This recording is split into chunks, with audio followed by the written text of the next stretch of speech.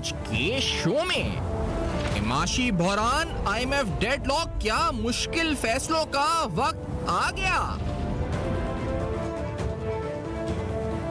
हुकूमत ने आईएमएफ को जायजा मिशन भेजने के लिए दरख्वास्त अरसाल कर दी। क्या मुल्क को डिफॉल्ट के खतरात से दो चार करने वालों का एहतसाब होगा। अस्सलाम वालेकुम। बस पर्दा हकायक सनसनीखेज इंकशाफात प्रोग्राम बेनकाब में हूँ आपके साथ सिफान खान। पाकिस्तान की माशी सूरत हाल क्या है, माशी सूरत हाल और मुश्किल फैसले करने में हुकूमत को जो हिचकिचाहट है, इस पर भी प्रोग्राम में गुफ्तगू यकीनी पर आज करेंगे। लेकिन सामने पहले कुछ मनाजिर रखते हैं। ये मनाजिर आपने कल देखे होंगे चेंबर ऑफ कॉमर्स में, जब चाबियाँ अपनी जो ताजिर थे या सनतकार थे वो गवर्नर स्टेट बैंक में आए हुए थे, तशरीफ फरमा थे, और वहाँ पर उनको वो चाबियाँ दे रहे थे। ये कह रहे थे कि हमसे कारोबार नहीं चल रहा, इंडस्ट्री शट हो चुकी है।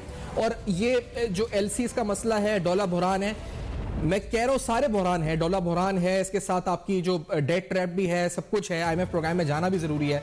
लेकिन इन सनतकारों ने जो पिक्चर पोर्ट्रे इस तरह से की कि जैसे पाकिस्तान की इकोनॉमी खुदा न खास्ता कोलैप्स की तरफ पहुंच चुकी है या पहुंच गई है, जिस तरह से ये मनाजिर हमने देखे, इससे लगा ये कि सनतकार अपनी चाबियां देकर इंडस्ट्रीज बंद कर रहे हैं, जो अपनी इन्वेस्टमेंट से ख़त्म कर रहे हैं इस मुल्क से। जो मंजर जो मैंने अपनी आंखों से जो देखा और जो मैंने ऑब्जर्व किया और जो मैंने लोगों से बात भी की, वो लगा यही कि ये क्यों मुझे एक पॉलिटिकल एक्ट ज़्यादा लगा। क्या असल सूरत हाल ये है भी या नहीं है, ये बहुत इंपॉर्टेंट सवाल है कि आज हम प्रोग्राम में बेनकाब करेंगे कि ये वाकई में असल सूरत हाल है इंडस्ट्रीज की, और अगर है तो उसकी वजह क्या, ये हुकूमत है या कुछ और है। ये सब में इंपॉर्टेंट सवाल है। अगर है भी और हकीकत ये सूरत हाल है कि इंडस्ट्रीज नहीं चल रही हैं यकीनी तौर पर, तो क्या ये वजह पाकिस्तान की मौजूदा हुकूमत या उसकी माशी पॉलिसीज हैं या कुछ और वजह है, ये भी सवाल प्रोग्राम में बेनकाब करेंगे। पहले आपको जरा दिखा भी देते हैं ना कि जो चाबियां दी जा रही थी उस वक्त क्या कहा जा रहा था और बरादरी एहतजाज कर रही थी, जो उनका हक है, क्या कह रही थी। Let's hear this. हमने 600 बिलियन की यहाँ पर इंडस्ट्री लगाई, छोटी सी। जब वो रोल हम कन्वर्ट करते हैं, 900 आदमी को हमने नौकरी दी, इसलिए कि आप उसके ऊपर 100% मार्जिन डाल देते हैं। कभी मैं कराची की ट्रेड एंड इंडस्ट्री की तरफ से जनाब गवर्नर को एक गिफ्ट कर रहा हूं। ये कराची की ट्रेड एंड इंडस्ट्री की चाबियां हैं। मैं गुजारिश करूंगा कि ट्रेड और इंडस्ट्री आप चला दो, हमारे बस की बात है।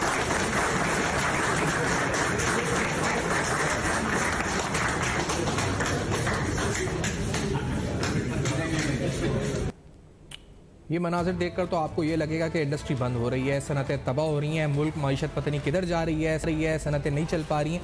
यकीनी तौर पर ये सूरत हाल होगी, यानी अनएम्प्लॉयमेंट भी हो रही होगी, डिमांड भी गिर रही है, हर चीज़ हो रही है, इंडस्ट्री शटडाउन भी हो रही है। लेकिन ये सब चीज़ों की वजह क्या है? ये है कि एलसीज नहीं खुल रही, डॉलर नहीं है, या ये है कि मुल्क की मीशत सही किस्म में नहीं जा रही, या इसकी एक बहुत बड़ी वजह यह भी है कि आपका टेक्सटाइल का शोबा या आपके दीगर शोबे वो इस वजह से मुतासर हो रहे हैं कि आलमी सतह के ऊपर एक डिमांड कंप्रेशन है, आलमी सतह के ऊपर इंडस्ट्रीज बंद होना शुरू हो गई हैं। मैं आपके सामने कोई यहाँ पे फिगर फजिंग करने नहीं बैठा, या फिर मैं आपको कहानियां सुनाने भी नहीं बैठा, नंबर्स और फैक्ट से बात करते हैं। अगर हम ये कह रहे हैं कि पाकिस्तानी सनत मुतासर हो रही है या पाकिस्तानी इंडस्ट्री का आउटपुट गिर रहा है, तो ये सिर्फ पाकिस्तान में नहीं हो रहा है, अमेरिका जैसा मुल्क ये सफर कर रहा है। अगर अमेरिका के जनवरी के नंबर्स आपको देखें इंडस्ट्रियल आउटपुट के, तो उसमें 1.3% का डिक्लाइन नजर आया है सिर्फ एक माह में, जनवरी के। वहां पर इंडस्ट्रियल आउटपुट यानी जो मैन्युफैक्चरिंग इंडस्ट्री है वो गिरी है, उसकी प्रोडक्शन गिरी है एक माह के अंदर। और ये ट्रेंड जो है पिछले 2-3 माह से वो इंडस्ट्री देख रही है कि डिमांड एक तरफ गिर रही है कंज्यूमर की, उसी वजह से प्रोडक्शन में गिरावट आ रही है, जिसकी वजह से बेरोजगारी भी बढ़ रही है अमेरिका में, और दीगर चैलेंजेस का सामना वहां की मईशत को करना पड़ रहा है। तो वहां पर भी क्या इंडस्ट्री ताले लगा रही है, और ताले लगा रही है तो क्या इस तरह की वीडियोस बना के दिखा रही है कि हमारी इंडस्ट्रियल आउटपुट गिर रहा है तो हम ताले लगा रहे हैं इंडस्ट्री के ऊपर, या मुल्क खुदा ना खास्ता। क्योंकि ये बहुत ज़रूरी है। मैं यकीनी तौर पर आवाज़ उठाता हूँ साथ इन तमाम सनतकारों, ताजरों, तमाम बरादरी के, ये मुल्क में क्राइसिस है, लेकिन ये बड़ी इंपॉर्टेंट बात है कि हम इसको ज़्यादा एग्रीवेट करके तो नहीं दिखा रहे हैं, कि हम उन हाथों में तो नहीं खेल रहे जो मेरी मुराद उन हाथों से है जो चाह रहे हैं कि मुल्क डिफॉल्ट कर जाए, जो चाह रहे हैं इस मुल्क में इंतशार हो जाए, जो चाह रहे हैं इस मुल्क के अंदर अफरा तफरी फैल जाए। कहीं उनके हाथों तो नहीं खेल रहे, उस आग में तो नहीं खेल रहे, इस तरह का तासुर देकर के मुल्क की मईशत तबाह हो गई है, या इस तरह का तासुर देकर के सनतें तबाह हो गई हैं। अमेरिका के बाद आपके सामने एक और अहम तरीन रिपोर्ट रखते हैं। ये रिपोर्ट 2 दिन कबल जारी की गई है। ये वर्ल्ड इकोनॉमिक फोरम की चीफ इकोनॉमिक्स रिपोर्ट इसको कहा जाता है, और 2 दिन कबल शाया की गई इस रिपोर्ट के अंदर कुछ हैरानकुन बातें सामने आई। इस रिपोर्ट में बताया गया है कि इस तकरीबन दुनिया भर के चीफ इकोनॉमिस्ट से वर्ल्ड इकोनॉमिक फोरम ने राब्ता किया, और उस राब्ते के बाद वो उस नतीजे पे पहुंचे कि 2/3 यानी अक्सरियत जो 2/3 की थी वो ये कह रही है कि साल 2023 चाहे वो तरक्की पजीर ममालिक हों, चाहे वो लो इनकम कंट्रीज हों, उन सब के लिए मुश्किल तरीन होगा। उनकी इंडस्ट्रीज के लिए मुश्किल तरीन होगा, वहां पर सनतें बंद भी होंगी, क्योंकि ओवरऑल ग्लोबल इकोनॉमी में रिसेशन आएगा, ऑर्डर्स बंद हो जाएंगे, जिसकी वजह से कंप्रेशन होगा, टेक्सटाइल के ऑर्डर्स बंद हो जाएंगे, सनतें मुतासिर होंगी। और वर्ल्ड इकोनॉमिक फोरम की इस रिपोर्ट के अंदर यह बताया गया कि डेट सर्विसिंग बढ़ जाएगी। यह भी बताया गया है कि जो लो इनकम कंट्रीज होंगी वहां पर महंगाई का जिन बेकाबू हो जाएगा, और एवरेज इन्फ्लेशन जो लो इनकम कंट्रीज में होगी वो 29% होगी, जबकि बनिस्बत जो दुनिया में इन्फ्लेशन होगी वो 18-19% के करीब होगी। तो ये 29% तक जो है इस वक्त ये रेट इन्फ्लेशन का, फूड इन्फ्लेशन का चला जाएगा। फूड इन्फ्लेशन स्पेसिफिकली अगर हम बात करें, इसी तरह से ये भी बताया गया है कि हायर बोरिंग कॉस्ट होगी, अनएम्प्लॉयमेंट होगी, और इस रिपोर्ट में बताया गया कि ग्लोबल डिमांड कंप्रेशन की वजह से इंडस्ट्रियल आउटपुट में डिक्लाइन आएगा, और ये सब कुछ पूरी दुनिया में होगा। ये पाकिस्तान में नहीं, ये Karachi chamber of commerce, Faisalabad chamber of commerce, Lahore chamber of commerce में नहीं, बल्कि पूरी दुनिया में इस वक्त ये सारे मामलात होंगे। इस रिपोर्ट के अंदर एग्जैक्ट जो नंबर्स मैं आपको बताऊं, ये कहा गया है कि जो लो इनकम कंट्रीज में फूड इन्फ्लेशन 29%, और साथ साथ लिविंग स्टैंडर्ड्स पूरी दुनिया के गिरेंगे। वर्ल्ड इकोनॉमिक फोरम ये कहता है पूरी दुनिया में जो हायर इनकम क्लास या लोअर इनकम क्लास होगी उन सब के लिविंग स्टैंडर्ड्स गिरेंगे। ये चीफ इकोनॉमिस्ट पूरी दुनिया के कह रहे हैं कि ये सब कुछ होगा। तो ये ताले जो चाबियां दी जा रही हैं, ये सिर्फ पाकिस्तान में, क्या ये हुकूमत की नाअहली है मौजूदा, या फिर ये आलमी क्राइसिस आ चुका है ये जिसकी वजह से इंडस्ट्रीज काम नहीं कर पा रही हैं? ये बड़ा अहम सवाल है। मेरे साथ इंपॉर्टेंट आज गेस्ट भी होंगे, माहिर मईशत भी होंगे। अहमद चुनॉय साहब यहाँ स्टूडियो में इस वक्त हमारे साथ मौजूद है। आप सीनियर माशी तज़ निगार भी हैं और अहमद खुद इंडस्ट्रियल्स भी हैं। चुनॉय साहब, मैं आपसे ये सवाल क्योंकि मुझे तो ये लग रहा है ये पॉलिटिक्स हुई है जो हुआ है। आप, क्योंकि मुझे लगता है कि यू आर न्यूट्रल और not part of any of these groups, क्या ये पॉलिटिक्स हुई है या ये वाकई में सूरत हाल, अगर है तो किस वजह से है ये सूरत हाल? बिस्मिल्लाहिर्रहमानिर्रहीम, बहुत बहुत शुक्रिया। देखिए, पहली बात तो ये कि सूरत हाल अच्छी नहीं है, इसमें कोई दो राय नहीं है। हर आदमी इस बात को जानता है, मानता है, और उसकी ग्रेविटी जो है उसको जानने की कोशिश करके उसका इलाज करने की बात कर रहे हैं। दूसरी बात कि ये मैं समझता हूँ गैर मुनासिब रवैया कि हम अपनी फैक्ट्रीज़ की चाबी जो है वो आपको पेश कर रहे हैं कि आप चला लें।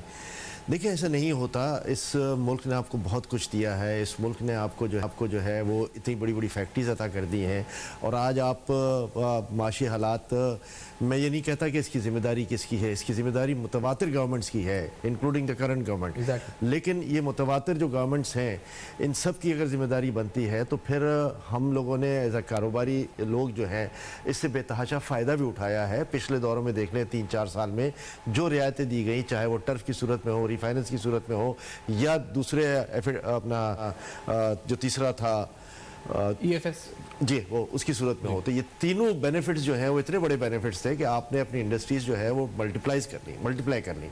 आज अगर ये वक्त आया है कि आपकी इंडस्ट्रीज पे एक बहरान की सूरत नज़र आ रही है कि चाहे रॉ मटेरियल की non availability at a certain extent, 100% non availability नहीं है, मिल रहा है माल, और दूसरा ये कि आपकी जो आगे की प्रोडक्शन है उसमें अगर आप यूरोप और अमेरिका की पोजीशन देखें, तो मैं पर्टिकुलर टेक्सटाइल्स की बात कर रहा हूँ कि ऑर्डर्स की बहुत कमी है।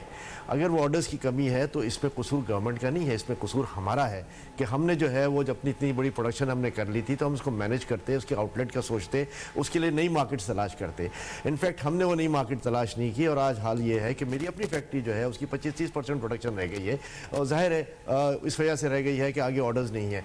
आज के दौर में यानी इस वक्त, पिछले साल की अगर हम बात करें दिसंबर जनवरी की, तो हम SSGC के बाहर जो है वो मुजाहरे करते थे कि जी गैस नहीं मिल रही, फला नहीं मिल रही, बिजली नहीं आ रही, पानी नहीं आ रहा। लेकिन आज किसी चीज़ का गिला शिकवा नहीं है। तो आज अगर किसी चीज़ का गिला शिकवा नहीं है तो हमारे पास यही रह जाता है कि जी हम गवर्नमेंट को जो है वो बजाय इसके कि उसको कॉपरेट करें, उनके साथ बैठकर रास्ते तलाश करें कि किस तरह ये प्रोडक्शन जो है वो आगे बढ़े, किस तरह हम अपना माल दें और किस तरह जो है वो आप फैसिलिटेट इंपोर्ट कंपोनेंट्स मंगाने की, हम इस तरह की का रवैया जो है वो मैं समझता हूँ मैं उसको अप्रिशिएट नहीं करता। एटलीस्ट मैं कारोबारी आदमी हूँ और हम चाहते ये हैं कि बैठ के मसाइल पे बात करें। गवर्नमेंट मुश्किल में है, 3-4 बिलियन डॉलर के रिजर्व रह गए हैं उसके पास और उसके लिए कौन सी तरजीह पहले माल की है वो बड़ी मुश्किल तरजीह होती है। अब इसमें ज़ाहिर है जो एसेंशियल आइटम्स हैं जिसमें ऑयल है, फूड है, फार्मास्यूटिकल है और एक आध और हैं, वो मंगवाने पहले ज़रूरी हैं और उसकी एलसीज पे ऑलरेडी अलाउ कर दी है इन्होंने। गवर्नमेंट को थोड़ा सा ये भी मैं समझता हूँ रवैया लेना चाहिए था कि इसमें प्रायोरिटीज़ बना के साथ में स्टेक होल्डर्स को बैठाते और उनसे कहते हैं कि हम इस तरह फेज़ वाइज जो है वो आपकी एलसीज रिलीज़ करेंगे, आपकी पेमेंटें रिलीज़ करेंगे और फिर बैंक्स को पाबंद करते।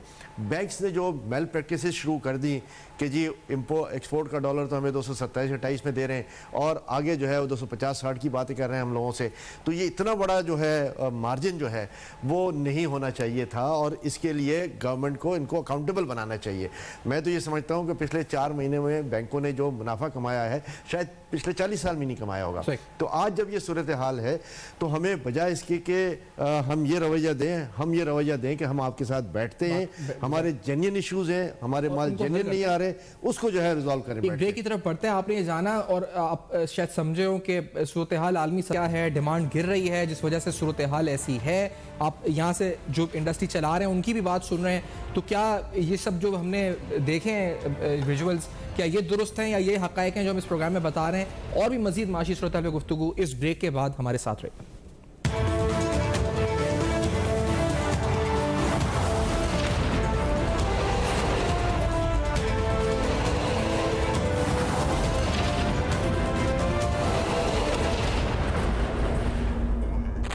स्लो इंटरनेट ने दिमाग। Welcome back. आप देख रहे हैं बेनकाब और आज बेनकाब में कुछ अहम तरीन हकायक आपके सामने रख रहे हैं। इंडस्ट्रीज बंद हो रही हैं, अगर तो क्यों हो रही हैं? वर्ल्ड इकोनॉमिक फोरम क्या कह रहा है, उसके चीफ इकोनॉमिस्ट रिपोर्ट में क्या लिखा है? यूएस आउटपुट में डिक्लाइन हुआ है, तो सनतें आलमी सतह पर भी शिकार है इस वक्त बहरान की। लेकिन पाकिस्तान की माशी सूरत हाल भी आप कह सकते हैं कि यकीनी तौर पर एक पॉइंट ऑफ नो रिटर्न की तरफ खुदा ना खास्ता बढ़ सकती है। इस सूरत हाल में एक डेवलपमेंट यह है कि हमने IMF को बाकायदा एक खत लिखकर उनके जो विजिट डेलीगेशन को बुला लिया यहाँ पर, और इत्तलात ये भी और जो मुसद्दिका इत्तलात हैं कि पाकिस्तान तमाम शराइत मानने को तैयार भी हो गया है। कितनी खुशाइंद खबर है। और ये जो हम सुन रहे थे कि शायद हम खुदा ना खास्ता डिफॉल्ट की तरफ चले जाएंगे और ये होगा, क्या इस खबर से ये तमाम खबरें नेगेट हो जाएंगी? डॉक्टर फरूख सलीम साहब प्रोग्राम में मौजूद हैं, साथ सीनियर माशी तज़्ज़ियाकार। डॉक्टर साहब, ये पॉजिटिव डेवलपमेंट है, आप इसको देखते हैं? अगर हमने IMF के मिशन को बुलाया यहाँ पर और हम ये कहा जा रहा है कि हम तमाम शराइत मानने को तैयार भी हो गए। देखिए सहवान साहब, मईशत का जो हाल है समझिए कि जिसको हम अंग्रेजी में कहते हैं ऑन द ब्रिंक, यानी कि चट्टान की वो बिल्कुल एज पे, किनारे पे खड़ी। आप अगर जमीनी हकीकत पे नजर दौड़ाएं तो आप सोचिए कि 17 से 18 दिन का पेट्रोल रह गया है हमारे पास, तो 30 दिन का डीजल रह गया है। एक्सरे की फिल्में जो हैं वो खत्म हो रही हैं। जान बचाने वाली अद्वियात जो हैं वो फार्मास्यूटिकल एसोसिएशन वाले कह रहे हैं कि उनके पास 2 दिन का स्टॉक बच गया है। तो ये फैसला हमने अब करना है अगले चंद हफ्तों में। अब महीने नहीं बचे हैं हमारे पास, अब हफ्तों पे मामला आ गया है और बड़े इंपॉर्टेंट हमने सवालात के जवाब देने हैं और फैसले करने हैं। बहुत बड़ा फैसला अभी आपने कहा कि शायद हुकूमत ने कहा है कि IMF की टीम आ जाए। देखिए IMF की टीम तो मैं समझता हूं कि वो इसका जवाब देंगे कि हम तो हमेशा से तैयार थे आने के लिए। IMF एक तो हम गलती ये कर रहे हैं, मैं मीडिया में भी देख रहा हूं कि हम कहते हैं कि IMF का प्रोग्राम, हम ये कहते हैं कि IMF ने ये शराइत लगाई। देखिए असलियत ये है कि जो मुल्क बनाने वाला होता है उसकी वजारत खजाना ये प्रोग्राम बनाती। सुपरविजन जरूर होती है, जो मिशन चीफ होते हैं IMF के, उनकी सुपरविजन के तहत, लेकिन ये प्रोग्राम बनाया जाता है वजारत खजाना के अंदर। तो ये प्रोग्राम IMF का नहीं है, ये प्रोग्राम वजारत खजाना का है। ये आपको याद है 2019 में जब डॉक्टर हफीज शेख साहब हमारे वजीर खजाना थे, उस वक्त इस प्रोग्राम के ऊपर साइन किए गए। फिर जो शराइत इस पे मानी जाती हैं वो शराइत हमारी वजारत खजाना प्रपोज करती है कि ये प्रॉब्लम है, बिजली का प्रॉब्लम है, हमारे खसारे का प्रॉब्लम है, उसके हल ये हैं। उसके बाद एक जिसको कहते हैं MEFP, memorandum of economic and financial, वो बनता है। उसके ऊपर दोनों अफ्रीकैन जो है वो साइन करते हैं। और IMF के प्रोग्राम होते हैं दो किस्म के, एक फंडेड कहलाता है, एक नॉन फंडेड कहलाता है या अनफंडेड कहलाता है। फंडेड प्रोग्राम का मतलब यह है कि आपने प्रोग्राम बना लिया IMF के साथ मिलके, अब हम आपको 6 बिलियन देंगे, 8 बिलियन देंगे इस प्रोग्राम की सपोर्ट के लिए। अब ये प्रोग्राम हमारा है, ये शराइत हमारी हैं और हमने खुद से इसकी खिलाफ वर्जी शुरू कर दी जी। अब IMF देखिए 3 बड़े फैसले जिनका मैं जिक्र कर रहा हूं। एक तो ये है कि आपने रुपए अच्छा डॉक्टर साहब, एक चीज मुझे बताएं, इससे पहले कि हमने जो गलत फैसले किए, जो हमने प्रोग्राम 2019 से बनाया, यानी जो हफीज शेख साहब करके गए, ये हुकूमत भी कहती है और दीगर भी माशी, आप भी इस ओपिनियन कहेंगे वो इतना मुश्किल था कि उसको इंप्लीमेंट करना ही इतना मुश्किल था कि आज हम इस माशी सूरत हाल में खड़े हुए हैं? यानी हमने बहुत सख्त शराइत पर वो प्रोग्राम मुआहिदा किया IMF के साथ। भरोसा आप और से देखने की कोशिश करें तो हम अपनी जो नाकामियां हैं वो किस बैरूनी ताकत या इदारे के ऊपर डालना चाहते हैं। IMF हमें कहीं भी ये नहीं कहता कि आप अपनी बिजली की कीमत बढ़ा दें। IMF ने कभी भी किसी मुल्क को ये नहीं कहा। IMF ये कहता है कि अगर आपको बिजली 40 रुपए की यूनिट पड़ रही है तो आप अपने एक्सपोर्ट सेक्टर को 19 रुपए 99 पैसे की कैसे दे सकते हैं? आपके पास बाकी 80% बाकी पैसे आपके पास कहां से आए? वो ये कहता है कि अगर आप दुनिया भर से 3000 रुपए का एक यूनिट गैस का खरीद रहे हैं तो आप फर्टिलाइजर इंडस्ट्री को वो 200 रुपए में कैसे दे सकते हैं? आप वो डोमेस्टिक सेक्टर को 300 रुपए में कैसे दे सकते हैं? वो कहता है कि आप अपना बिजली के शोबे में खसारा खत्म करें, जो आपकी कॉस्ट आ रही है वो रिकवरी करें, जो आपका नुकसान खसारा हो रहा है गैस के सेक्टर में, जो आपकी कॉस्ट कर रही है उसको आप रिकवर करें। अब इसमें पाकिस्तान की भलाई है या नहीं? क्या कोई IMF ऐसी चीज कह रहा है जिसमें पाकिस्तान का अपना मुफाद नहीं है? सही। अच्छा, लेकिन ये बताएं फरोज अली साहब कि आपने जिस तरह कहा कि ये मराद याफ्ता जो तबका है पाकिस्तान में, ये जो सब्सिडीज हुई या जो भी मराद हासिल हुई, जो शोबे जिनको ये मराद हासिल हुई, वो ज़्यादातर एक तरह से आप कह सकते हैं कि अशराफिया से भी ताल्लुक़ रखती है, जिन्होंने ज़्यादा मुस्तफ़ीद हुए, वो एमनेस्टीज़ आई, वो टेक्सटाइल सब्सिडीज़ हों, EFS हो, या आपको जो बल्कि टेक्सटाइल का शोबा तो चल ही मराद के ऊपर रहा सालों से, जो लगता ही है कि एक लॉबीज़ हैं जो इन्फ्लुएंस करती हैं। तो अब तो IMF हमें कहेगा कि आप इन सब चीज़ों को ख़त्म करें, और हमें कई बार कह चुका है IMF, लेकिन ये इतनी स्ट्रॉन्ग लॉबीज़ हैं, ये एप्टेमा और दीगर इदारे, कि ये तो ब्लैकमेल पे भी आ जाते हैं ना। और अभी आप देखा है अपने फुटेजेस के, वो सनतें बंद कर रहे हैं, अपनी तो चाबियां दे रहे हैं हुकूमत को, वो LCs पे कर रहे हैं, लेकिन वो एक लग ये रहा है कि लॉबीज बन रही हैं, लॉबीज इन्फ्लुएंस करने की हुकूमत को कोशिश कर रही हैं कि आप मराद खत्म ना करें और हमें जो मराद हासिल है वो जारी रखें। फरोसा, आप जिन लॉबीज को कह रहे हैं, शायद उसको इकोनॉमिक की जुबान में हम कार्टेल्स कह सकते हैं, बड़े मजबूत हैं और वो हर हुकूमत में होते हैं, वो सिर्फ इस हुकूमत में नहीं है। अच्छा, एक चीज सरफान साहब मुझे महसूस ये हुआ कि हमारी जो फैसला साज शख्सियात हैं वो शायद गाफिल हैं दुनिया के हकाइक से।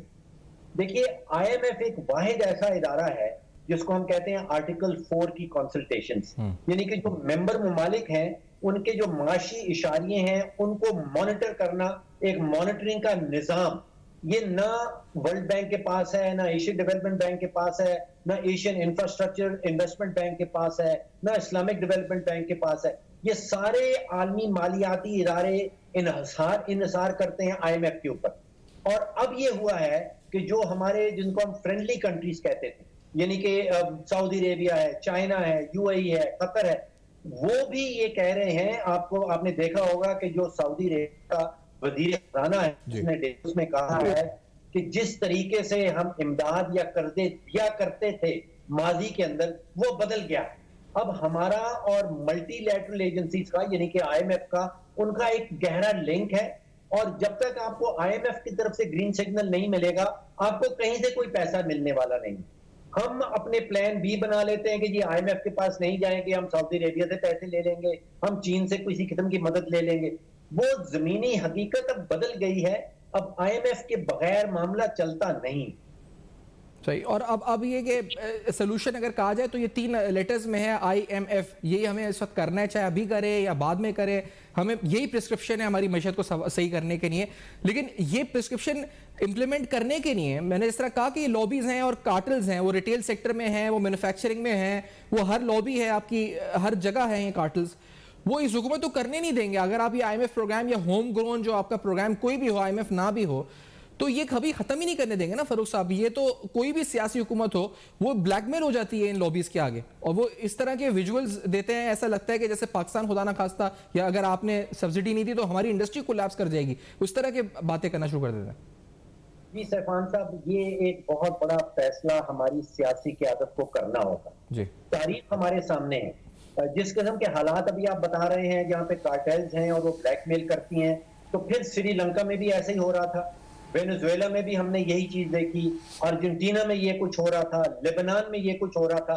इन चारों ममालिक के जो मैंने आपके सामने नाम रखे हैं, आप देखिए उनका क्या हाल हुआ। ऐसी हुकूमतें भी, ऐसे मॉडल भी हमारे सामने हैं जहां पे ऐसे कार्टेल्स एग्जिस्ट करते थे लेकिन सियासी हुकूमतों ने उनको तोड़ा।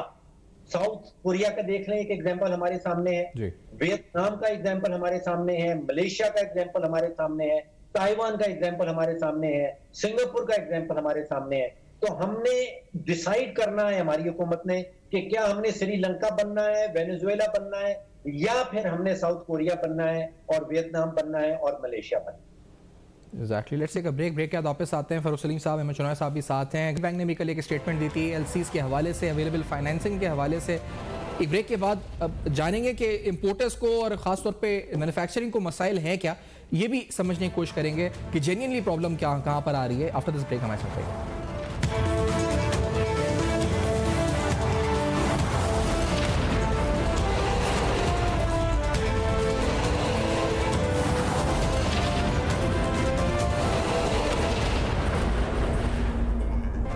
Welcome back. आप देख रहे हैं बेनकाब, और आज बेनकाब में तफसीलन मुल्क की माशी सूरत हाल पर गुफ्तगू कर रहे हैं। IMF के साथ हमारा डेडलॉक अब ख़त्म हुआ है। इत्तलात हैं जी कि खुशाइंद के शायद आगे मामलात बढ़े, पॉजिटिव डेवलपमेंट है, लेकिन साथ साथ पाकिस्तान की माशी सूरत हाल जब तक हम अंदर से जो होम ग्रोन पॉलिसीज़ नहीं होंगी बेहतर, तब तक शायद कुछ ना हो। वो सेक्टर्स जो कि मुसलसल सब्सिडीज़ मराद पर जिंदा हैं और हुकूमतों को ब्लैकमेल करते हैं, उन पर बात हो रही थी। और साथ साथ आपको बताया कि सनअतें आलमी सतह पर कितनी मुश्किलात से दो चार हैं। LCs के हवाले से और दीगर हवाले से जो ट्रेडर्स को इशूज़ हैं, जो ताजरों को इशूज़ हैं, स्टेट बैंक के गवर्नर ने क्या कहा था कल, लेट्स हियर दिस। आपको सुनाते हैं, उसमें मज़ीद बात भी करते हैं। Let's hear this.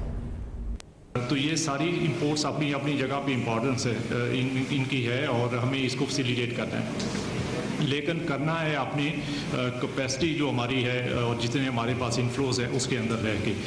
ज़ाहिर है कि डॉलर्स हम लोकली तो नहीं हमारे पास अवेलेबल, ये कहीं ना कहीं से हमारे पास आते हैं तो हम अपने बिजनेस को फैसिलिटेट करते हैं वो, और उसमें रेमिटेंसेज हैं, हमारे एक्सपोर्ट्स से रिलेटेड इन्फ्लोज हैं, और बाकी हमारे जो फॉरेन लोन्स हैं और दूसरी चीज़ें। तो जैसे जैसे ये इन्फ्लोज आते हैं तो हम हमारी कैपेसिटी टू सपोर्ट जो है वो बढ़ती जाती है। तो ये सूरत हाल भी जो है, ये अहमद चुनाव साहब, LCs की सूरत हाल कितनी ज़्यादा तशवीशनाक है? ऐसी है जो दिखाई जा रही है या इससे बेहतर है? क्या है मामला? देखिए, जो चार बेसिक इंडस्ट्रीज जिसका जिक्र किया गया है उसकी LCs तो वो फ़ौरन खोल देते हैं जी।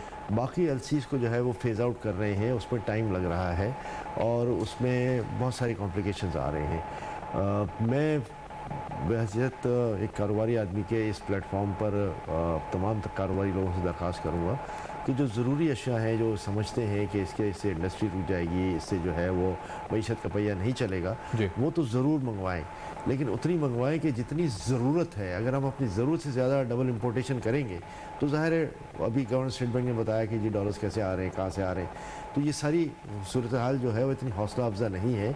मैं ये समझता हूँ कि बिज़नेस कम्युनिटी का आज वक्त है कि वो गवर्नमेंट को फुली सपोर्ट करें, और अगर वो फुली सपोर्ट नहीं कर सकती और सिर्फ अपने ही बेनिफिट्स के लिए काम करती है तो मैं समझता हूँ कि ये मुनासिब बात नहीं है। एक दूसरी अहम बात, जब आपसे बात करते हुए मुझे ये ख्याल आया कि जो यहाँ पे IT सेक्टर में लोग काम कर रहे हैं और वो फ्रीलांस काम कर रहे हैं, और फ्रीलांस काम करने के साथ साथ उनकी रेमिटेंसेस भी आती हैं, उसमें बहुत सारे लोगों को ये शिकवा शिकायत है कि स्टेट बैंक जो है वो रेमिटेंसेस जैसे आने नहीं दे रहा, और उसके लिए वो जो उनका बायर है उसकी KYC पूरी करना चाहते हैं। अच्छा। देखिए, मैं ये समझता हूँ कि अगर हम ये 2 या 3 बार टू एंड फ्रो ईमेल्स करेंगे उनको कि जी अपना ये भी भेजो, अपना ये भी भेजो, तो जो बायर हैं वो फ्रस्ट्रेट हो जाते हैं और आपसे काम नहीं दूसरी जगह काम करवा लेते हैं। इससे बेहतर ये है कि जी आपके पास KYC एक एंड पर है और आपको पता है कि ये बहुत बड़ी पेमेंटें नहीं है, $2000, $3000, $1200 और $10,000, तो ये बगैर KYC के आप मंगवाने दें, उसमें कोई हर्ज नहीं है। आपके पास एक सेलर एंड सी KYC है, कल सुबह खुदा ना खास्ता कोई बात निकलती भी है तो आप अंडरटेकिंग ले लें कि जो सेलर है वो जिम्मेदार है। छोटी अमाउंट्स होती हैं, बहुत छोटी अमाउंट, बहुत 1000, 1500, 2000। तो ये IT की तरक्की को ना रोकें, इसमें ये छोटा छोटा अमाउंट बड़ा अमाउंट बन जाता है। और प्लस हमारी जो माशरती आसूदगी है वो भी उसका एक बहुत बड़ा पहलू है कि लोग सारा महीना नौकरी करते हैं, 50, 60, 70, 80 हज़ार मिलते हैं। यहाँ 2-3 अगर असाइनमेंट ले लें महीने के तो $2-3,000 बन जाते हैं। ये बहुत लंबा चौड़ा फ़र्क है। इसको इंसेंटिवाइज करें, बल्कि ऐसी पेमेंट पर जो है वो स्टेट बैंक स्पेशल रिलैक्सेशन भी दे, कोई इनाम भी दे, कोई एडेड एडवांटेज दे, कोई वाउचर दे उनको, ताकि ये बच्चे जो हैं, जो हमारी कौम के नौजवान अगर ये काम करना चाहते हैं तो इनको इंकरेजमेंट मिले, ना कि डिस्करेजमेंट। तो लेकिन ये है कि ये जो आप कह रहे हैं एलसीज की सिचुएशन इतनी ज़्यादा ख़राब नहीं जितनी दिखाई जा रही है। ये इसका कोई पैमाना नहीं है। तो ये खराब जरूर है, लेकिन ऐसा भी नहीं है कि बिल्कुल नहीं खोल रही। सर ये मसला फिर क्या है? क्या ये कोई पर्सनल ग्रज है against the finance minister current के, वो लोग निकाल रहे हैं, या फिर ये कोई पॉलिटिक्स खेल रहा है? देखिए सब खत्म हो गया, जैसे कुछ है नहीं। पर्सनल ग्रज है, मैं ये नहीं कहता कि पॉलिटिक्स खेल रहे हैं। मैं ये समझता हूँ कि इस वक्त जो है वो लोगों को जो नाजुक सूरत हाल है उसको समझना चाहिए। अगर ये इश्यूज हैं भी और इतने गंभीर भी हैं तो बैठकर बात करें। ये नहीं होगा कि आप पब्लिकली जो है वो चाबियां हवाले कर रहे हैं और एक ड्रामा कर रहे हैं। ये किसी सूरत में भी जो है वो काबिल कबूल नहीं है। बैठें, बात करें, अपने इश्यूज को रेज करें और इसका हल निकालें। देखिए, गवर्नमेंट भी आपकी है, ये मुल्क भी आपका है, ये फैक्ट्रीज भी आपकी हैं, ये सारा माहौल भी आपका है। यहाँ पर मैंने पिछले 3-4 साल में देखा है कि जो लोगों ने रेवेन्यू जनरेट किया है वो बेतहाशा रेवेन्यू जनरेट किया है। उनको अच्छी पॉलिसीज़ मिली, इन्होंने जनरेट किया। ये तक हो गया कि पाकिस्तान की जो इंपोर्ट्स हैं वो $86 बिलियन से ऊपर चली गई और हम एक बहुत बड़े उस गैप में आ गए। तो जब इतना गैप आपको मिला, जब इतनी आपको फ्रीली सारी चीज़ें अवेलेबल थी, तो थोड़ा सा कंस्ट्रेंट एनवायरनमेंट में भी काम करना सीख लें और उसको बेहतर तरीके से हमारे साथ बैठकर, गवर्नमेंट के साथ बैठकर उसको हल करने की बात करें। फरोज साहब, ज़ख़ीरा अंदोज़ी पर भी लोगों ने रखा हुआ है, ज़्यादा एंटिसिपेशन है कि डॉलर बढ़ेगा, तो हुकूमत की क्रैकडाउन ये सब चीज़ें तो काम नहीं आती। हल क्या है? ये जो खासतौर पर डॉलर बहरान है, इसका सोल्यूशन अब क्या हो सकता है और किस तरह हुकूमत को क्या एक्ट करने चाहिए, क्या चीज़ें करनी चाहिए ख़त्म करने के लिए इस क्राइसिस को? देखिए सर, आप 2 या 3 चीजें अभी जो एक्शन का पैकेट कर रहे थे, मेरी इंफॉर्मेशन के मुताबिक तकरीबन $4 से $5 बिलियन की एलसीज जो है, शायद गवर्नर साहब ने भी कहा कि कोई 11,000 के करीब एलसीज हैं, $4-5 बिलियन उनकी मालियत है, वो पेंडिंग पड़ी हुई। सही।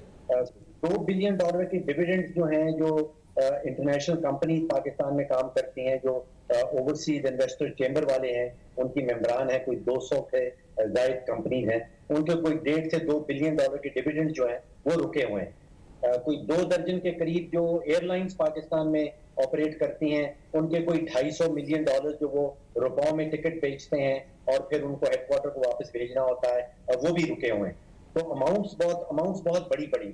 और ये सैफान साहब, सारा का सारा खेल जो है ये खुद साख्ता है, ये हमने खुद से क्रिएट किया है। ये जब आप इंटरबैंक का रेट जो है, जो बिल्कुल बोगस रेट है, मतलब 228 में आपको डॉलर देने ही है, तो आपने 228 का रेट किस खुशी में रखा हुआ? जो डिफरेंस है ओपन मार्केट का और इंटरबैंक का, जो आपने तारीखी तौर पे इतना बुलंद मैंने कभी नहीं देखा, ये खुद साख्ता है और उसके नतीजे में ये सारे प्रॉब्लम जो है वो सामने आ रहे हैं।